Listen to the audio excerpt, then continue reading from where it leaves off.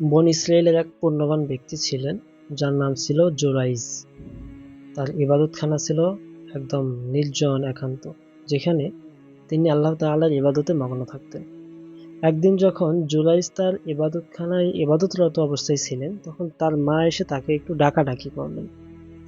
নামাজের মধ্যেই জুরাইজ কিছুক্ষণ চিন্তা করলেন এবং ভাবলেন যে আমি কি মায়ের ডাকে সাড়া দেব নাকি নামাজ চালিয়ে যাব। শেষে তিনি সিদ্ধান্ত নিলেন যে তিনি তার ইবাদত অব্যাহত রাখবেন। তাই মায়ের ডাক উপেক্ষা করে তিনি নামাজ চালিয়ে গেলেন। অপরদিকে তার মা কিছুটা দুঃখিত হয়ে ফিরে গেলেন। এমন ঘটনা পরপর প্রায় 3 দিন ঘটল। তৃতীয় দিন জুরাইজের মা অভিমানী হয়ে আল্লাহ তাআলার কাছে বদদোয়া করে বসলেন, হে আল্লাহ, ব্যভিচারিণীর মুখ না দেখা পর্যন্ত তুমি তাকে মৃত্যু দিও না। কিছুদিন পর জুরাইজের বিরুদ্ধে একটি ষড়যন্ত্র শুরু হলো।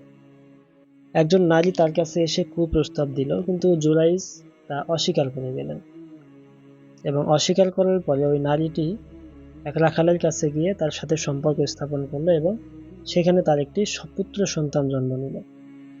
সন্তানটি জন্মানোর পর লোকেরা তাকে প্রশ্ন করলো যে এটা কার সন্তান। সে বলল এটা জুরাইজের সন্তান। জুরাইজের প্রতি তার রাগের কারণে প্রতিশোধের জন্য সে বলে ফেললো যে এটা জুরাইজের সন্তান। এই কথা শোনার পর শহরের লোকেরা বিভ্রান্ত হয়ে গেল এবং তারা আস্তে আস্তে বিশ্বাস করতে শুরু করলো যে হ্যাঁ, এটা জুরাইজের সন্তান এবং জুরাইজ এই নারীর সাথে সম্পর্ক স্থাপন করেছে।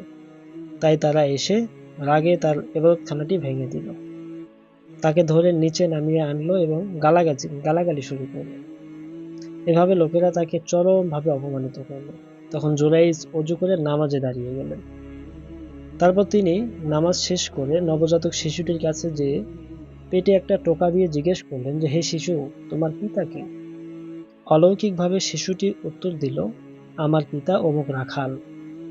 এটা শোনার পর লোকেরা অবাক হয়ে গেল এবং তারা বুঝতে পারলো যে আসলে তারা জুরাইজের সাথে খুব অন্যায় করে ফেলছে, যেখানে জুরাইজ একদম নির্দোষ ছিল। তারা জুরাইজের কাছে এসে ক্ষমা চাইতে লাগলো এবং তারা বলল, আমরা আপনার জন্য একটি সোনায় মোড়ানো ইবাদতখানা তৈরি করে দিতে চাই।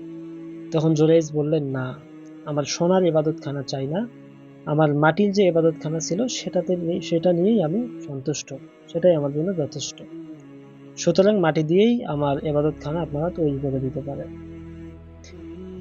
এই ঘটনা থেকে আমরা শিক্ষা পাই যে মা বাবার দোয়া, বিশেষত মায়ের দোয়া এবং বদদোয়া কতটা প্রভাবশালী, কতটা ক্ষমতাবান।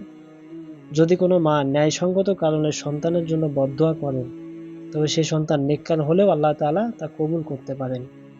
এ থেকে আমরা আরও বুঝতে পারি সন্তানের জন্য মায়ের সন্তুষ্টি কতটা গুরুত্বপূর্ণ। তাই প্রত্যেক সন্তানের উচিত মা বাবাকে ভালোবাসা, সম্মান করা এবং কখনোই তাকে কষ্ট না দেওয়া।